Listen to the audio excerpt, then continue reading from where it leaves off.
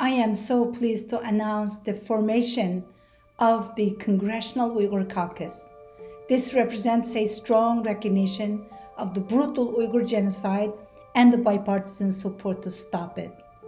With the leadership of Representatives Tom Swazi and Chris Smith, we have organized a coalition that will represent Uyghur human rights within the democratic system in the United States.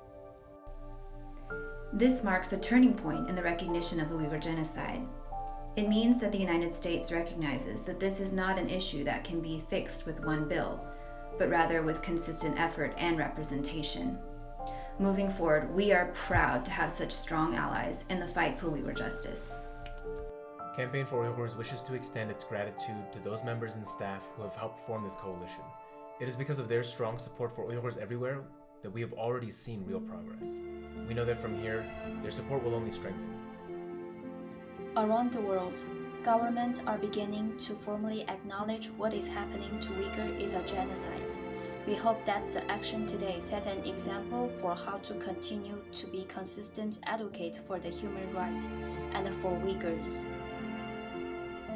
From all of us at Campaign for Uyghurs, and on behalf of all Uyghurs in diaspora, we are proud to see such a strong support in the United States.